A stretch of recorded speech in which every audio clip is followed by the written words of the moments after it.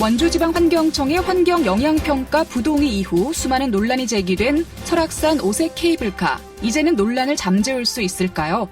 오늘 양양군에서 국민권익위원회 중앙행정심판위원회에 행정심판을 청구합니다. 양양군에선 환경영향평가 부동의 결정이 절차적 하자와 실체적 하자가 심각해 재량의 범위를 넘어 위법의 경지에 이르렀다고 보고 있는데요.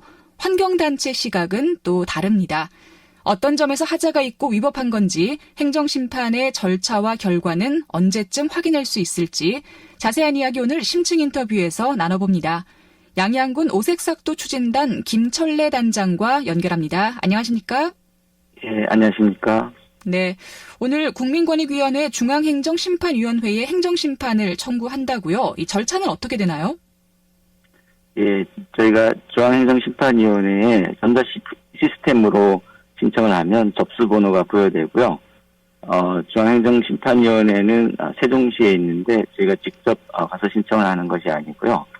신청을 하면 규정상 청구 처리 기간은 통상 60일이고 부득이한 경우 90일이 되고요. 아주 중요하고 다퉈야 될 사안이 많은 경우에는 이보다 더 길게 처리가 될 수 있습니다. 네. 그러니까 평균적으로는 한 달이나 조금 한 달 넘는 시간 내에 이제 결과가 나오는 거네요. 예, 한 3달 정도는 걸린다고 봐야죠. 그렇군요. 예. 이 환경영향평가 부동의 결정이 나왔을 때 강원도와 양양군에선 환경부의 부동의 결정은 정부의 의지가 드러난 거라며 당연히 질 수 있는 행정심판은 하지 않고 바로 행정소송을 준비한다라고 했었잖아요. 하지만 그 이후로 행정소송에서 이기기 위해선 행정심판 과정을 거치는 게 유리하다라는 의견이 또 보도를 통해서 알려졌는데요. 그럼 오늘 제기하는 이 행정심판은 행정소송을 위한 과정인가요? 아니면 행정심판을 통해서 부동의 결정을 무효화시킬 수 있다고 보시는 건가요? 후자에 가까운데요. 네. 처음에는 행정소송을 곧바로 제기해서 법원의 판단을 들어보겠다라는 것이 저희 행정의 판단이고 주민들의 판단이었었는데요.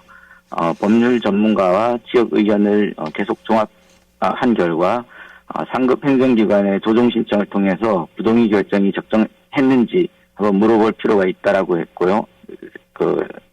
했고 행정심판은 행정소송과 달리 처분에 대한 위법성뿐만 아니라 부당성도 따질 수 있어갖고 행정심판에서 1차적으로 판단을 받아보고 그 결과에 따라 행정소송을 진행하는 것이 좋겠다는 것이 우리 군의 최종 결론입니다. 그렇군요. 자, 이제 하나씩 좀 짚어보겠습니다. 먼저 설악산 오색 케이블카 사업이 박근혜 정부의 적폐 사업이란 주장에 대해서는 어떻게 대응을 할 계획이죠? 저도 그 부분에 대해서는 똑같이 물어보고 싶은 부분인데요. 적폐 사업을 규정하는 환경부의 이유를 보면 정경련의 산업관광 활성화 제안에 따라서 대통령이 서울 케이블카와 설악산 케이블카 규제 사항을 살펴보고 부처 업무 협업을 통해서 추진을 하라는 지시가 있었는데요. 이에 환경부가 관련 부처인 문화관광부와 문화재청, 산림청 그리고 케이블카 추진 계획이 있는 지자체 담당자를 참석시키는 TFA를 열었고요. 이것을 두고 이제 비밀 TF를 운영했다고 해서 적폐 사업이라고 하는데요. 지금 현재 정부도 오히려 부처 간 칸막이를 없애고 협업을 강조하고 그다음에 정책 수요자의 요구를 충분히 듣는 것이 적극 행정이라고 하면서 권장하고 있거든요. 그래서 저는 왜 그런 행정이 적폐였는지 이해가 되지 않습니다.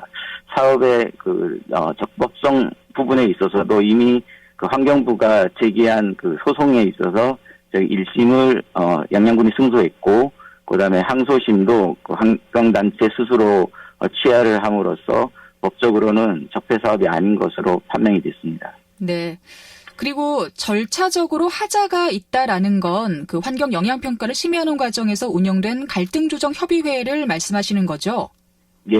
네. 그렇습니다. 어떤 문제가 있었나요? 예. 설악산 오색 케이블카 사업을 위해서 저희가 환경영향평가법에 따라서 소환을 하고 그다음에 주민설명회, 공청회 등 이런 법적 절차를 모두 거치고 그다음에 본안 단계에서 환경영향 갈등조정협의회를 5차례 이미 개최를 했었습니다. 그 결과 본안에 대해서 보완을 하면 되겠다라는 통보를 받은 것이고요.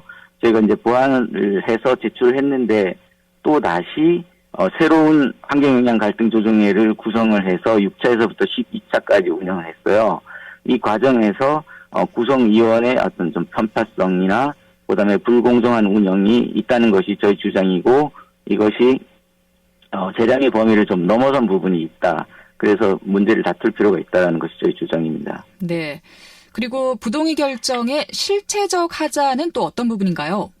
예, 실체적 하자는 주로 내용에 대한 부분인데요. 부동의 사유에 대한 이제 부분으로서 동물상, 식물상, 그다음에 경관, 지질, 그다음 탐방로 회피, 시설 안전 이런 7개 분야의 그 내용에 대한 부분인데요.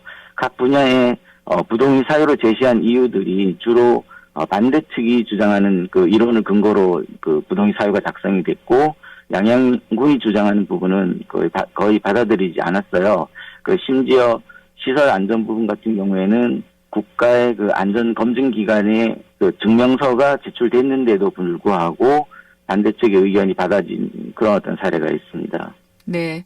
자, 그럼 마지막으로 이번 행정심판에 대해서 어떤 기대를 하고 계신지 마지막으로 말씀 부탁드리겠습니다.